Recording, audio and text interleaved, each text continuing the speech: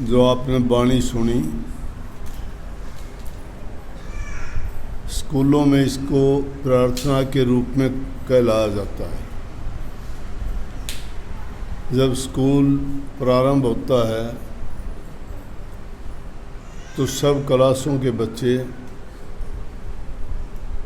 इकट्ठे खड़े होके एकाग्रचित होके प्रभु से प्रार्थना करते हैं। इन्होंने सतगुरु लगा दिया, लेकिन असली वाणी जो थी उसमें तो है भगवान तुम्हारे चरणों में मिलता है सच्चा सुख, केवल भगवान तुम्हारे चरणों में। कोई भी काम करने से पहले कितना भी भोले से भोला इंसान है,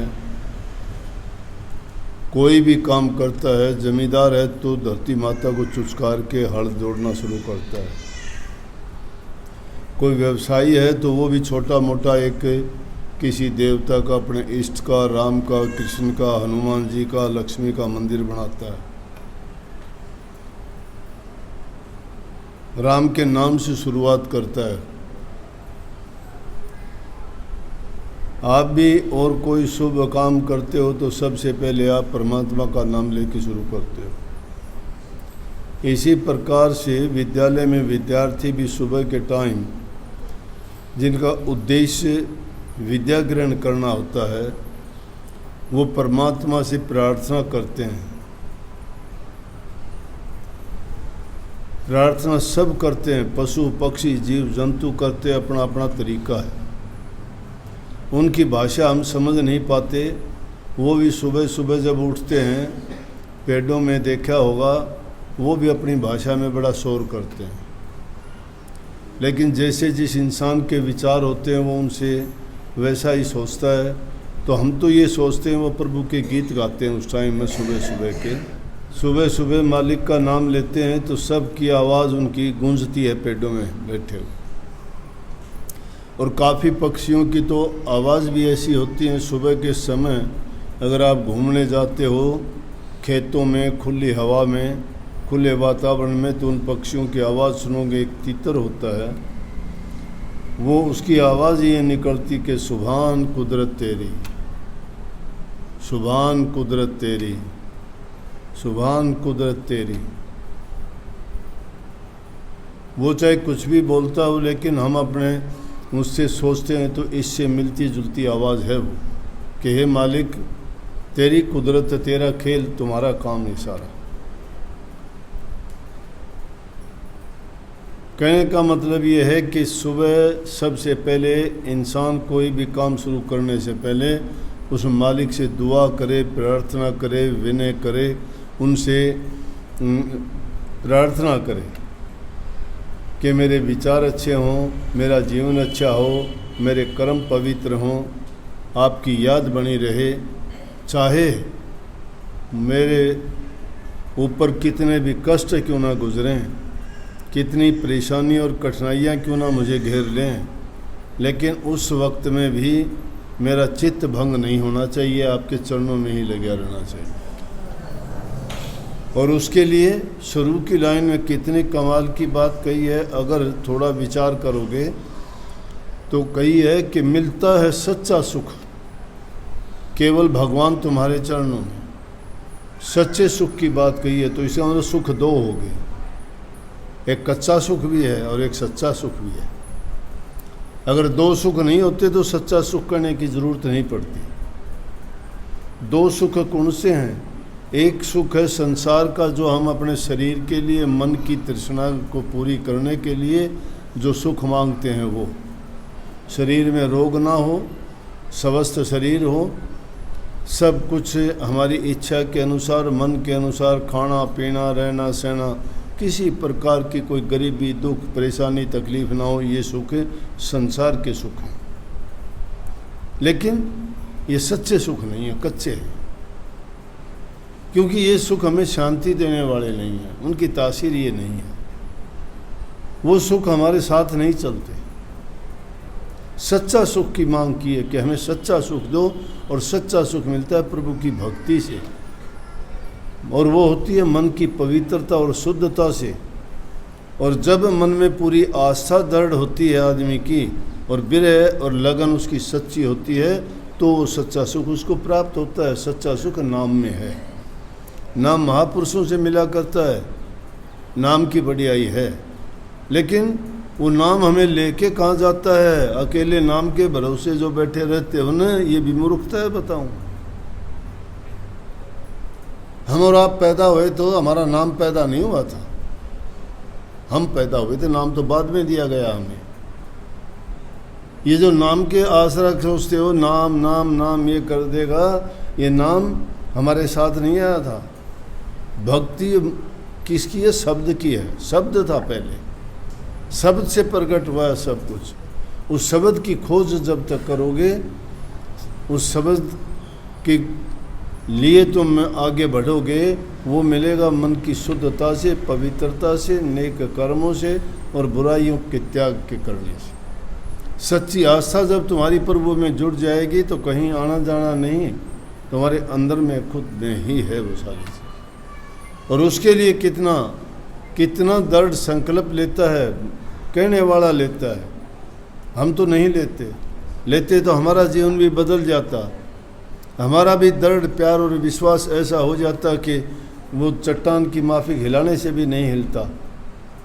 कितने कमाल की बात है, कांटों पर भी चलना हो, चाहे छोड़ के देश निकलना हो, कांटों पर भी चलना हो। देश का छोड़ना आसान काम नहीं है, कांटों पर चलना भी चलो इंसान दुख कष्ट उठा लेता है, लेकिन कितनी बड़ी बात कही है। फिर भी आगे भी कह दिया, चाहे बैरी सब संसार बने, चाहे सारा संसार मेरा दुश्मन हो जाए, चाहे मौत गले का हार बने, चाहे मुझे मौत भी क्यों ना आ जाए। जिसे मौत से डरते हो ना, वो मौत आती भी है, लेकिन वो बड़े से बड़ी बात है मौत आना। मरने से डरते हैं, कहते हैं चाहे मौत मेरे गल का हार बन जाए, तो भी मेरी लगन इतनी दृढ़ और पक्की होनी चाहिए कि उस हालात में भी, चाहे मुझे कितनी तकलीफ़ें, चाहे मुझे कितनी भी परेशानी है, कितना शरीर में कष्ट है, मेरा चित्त भंग नहीं होना चाहिए और आपके अंदर मेरा मन लगा रहना चाहिए, तो वो सच्चा सुख मिलता है। जब इन चीज़ों की ओर हम गौर ही नहीं करते, कष्ट उठाना नहीं चाहते, थोड़ी सी बात होती है घबरा जाते हैं, खोटे कर्मों से बाज नहीं आते, चोरी करना नहीं छोड़ते, झूठ बोलना नहीं छोड़ते, पाप करना नहीं छोड़ते, निंदा करना नहीं छोड़ते, पाखंडवाद की बात सारी करते हो, सच्चाई का एक काम भी नहीं करते, सच्ची बताते हैं तो मानते नहीं हो, झूठ पाखंड कोई बताता है 1 सेकंड में तुम्हारी अक्ल मारता है, उसको मान लेते हो।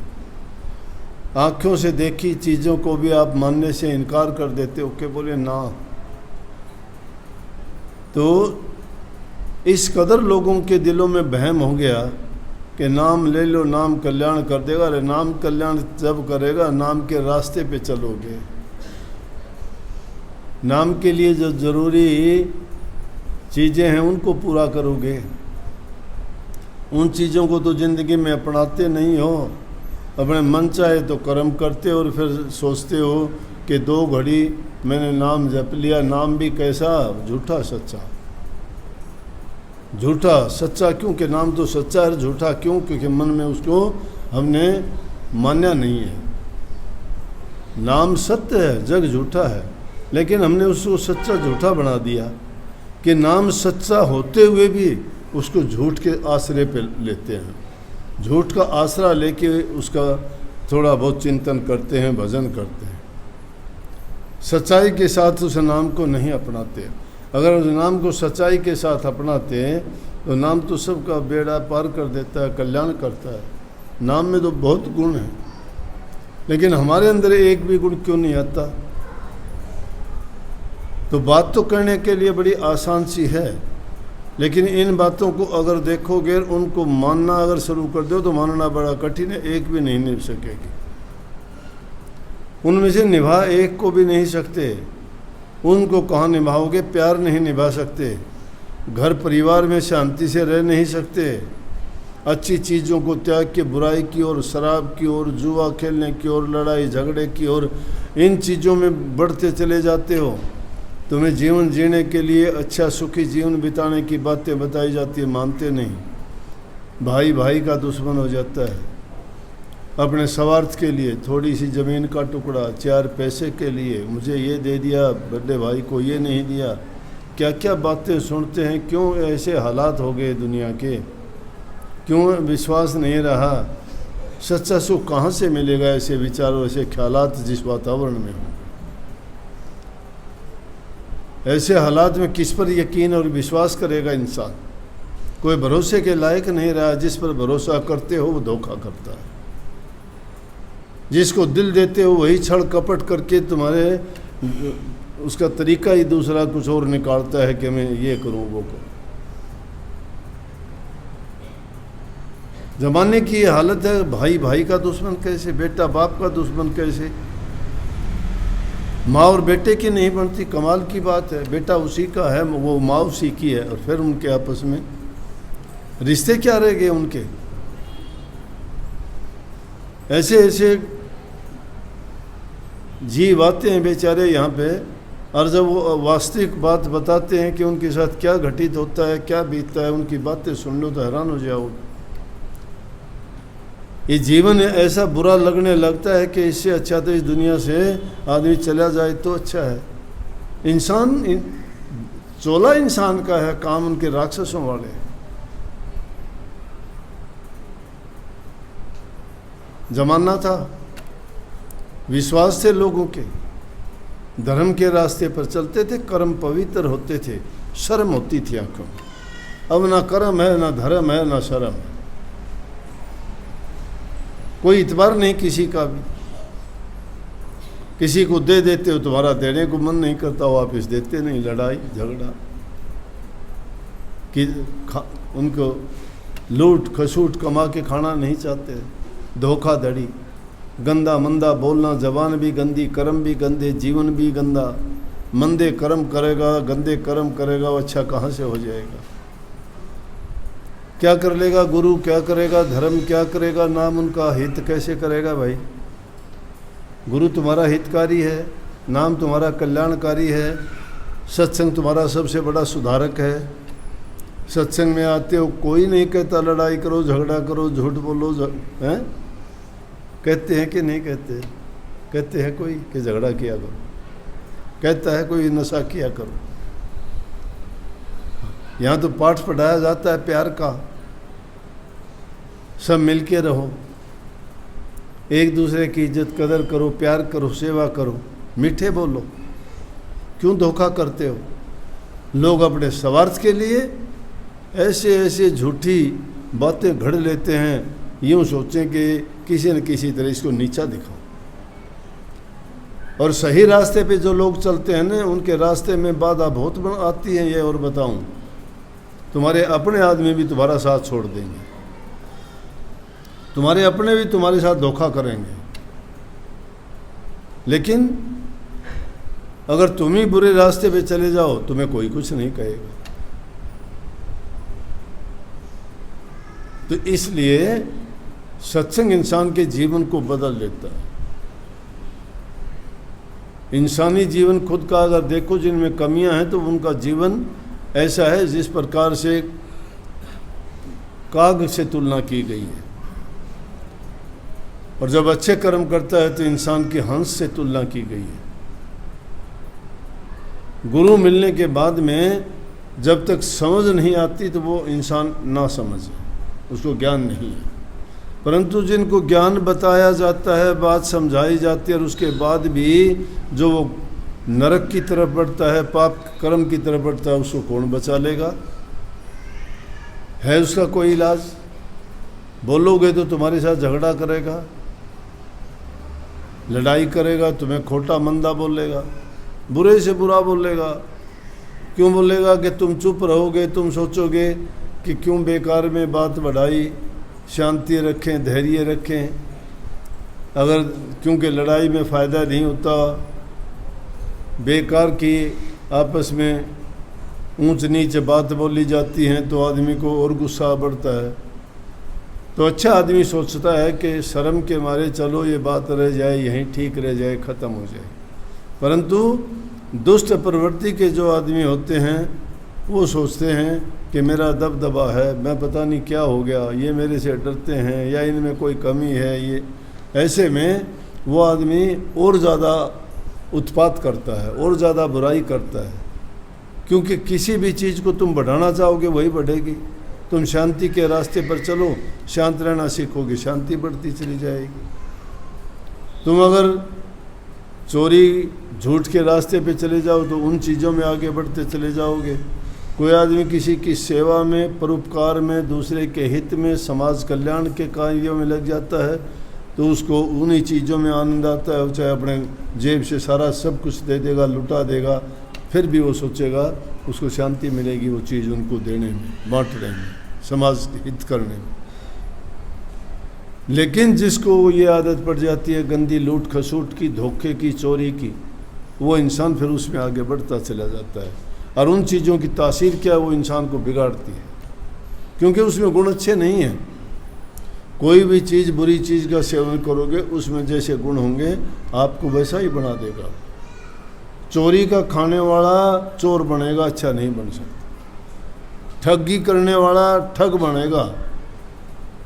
जो यूं हाथ कर लेता है मांगने वाला कभी दे नहीं सकता, वो ये हाथ नहीं कर सकता, क्योंकि वो आदत उसकी बढ़ती चली जाती है। त्याग करना सबके बस की बात नहीं है। इसलिए ये वो चीज़ें हैं जो इंसान के जीवन को संवारती हैं। लेकिन जिनका संकल्प पक्का होता है ना, और जो इसे जीवन के सार को समझते हैं कि मैं इंसान हूँ, हर आदमी से इंसान नहीं बना जाता। इंसानियत जिसमें नहीं वो इंसान कैसा?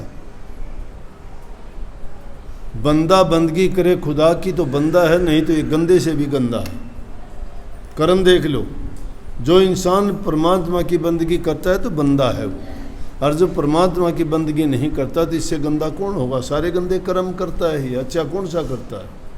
इसका कोई नेम नहीं, कोई टेम नहीं, कोई कर्म नहीं, कोई धर्म नहीं, कोई शर्म नहीं, कोई इसका अनुशासन नहीं। जीव जंतु पशु पक्षी सब मर्यादा में बंधे हुए, इंसान की कोई मर्यादा नहीं, सब तोड़ देता है। इसलिए जो मर्यादाओं का पालन करता है वो इंसान इंसानियत की डगर पे चलता है, इंसान है वो। जो इंसान का तो चोला मिल गया लेकिन कर्म पशु वाले करता है तो वो कैसे अच्छा इंसान हुआ? इसलिए भाई आते हो ना सत्संगों में, बुरे को देख के बुरा मत बनो। अच्छा बनने के लिए अच्छे इंसान जो अच्छे काम करते हैं उनके काम को देख के, उनको जीवन को देख के, उनके बोलचाल को देख के, उनके रहन सहन के ढंग को देख के अच्छी चीज़ की नकल करोगे, धीरे धीरे करके अपना सुधार भी कर लोगे, अच्छे भी हो जाओगे। लेकिन अगर बुरों के संग की बात यही तो कही है कि कुसंग ना करो, सत्संग करो। कुसंग है बुराइयों का संग करना, जैसी संगति बैठोगे वैसी पंगत बनेगी। उन लोगों के ख्याल हैं वैसे आपके ख्याल हो जाएंगे। चाहे अच्छा है तो अच्छे ख्याल होंगे, बुरे हैं तो बुरे हो जाएंगे। इसलिए महापुरुषों का संग करो, अच्छी चीज़ों को अपनाओ और बुरी चीज़ों को त्याग कर दो। परमात्मा तो तुम्हारे अंतर में, तुम्हारे कर्मों में है। तुम्हारे शुभ कर्म है तो परमात्मा तुम्हारे पास है, अगर तुम्हारे बुरे कर्म है तो यमराज तुम्हारे पास है। जिसको बुलाना चाहो उसको बुला लो, तुम्हारे हाथ है।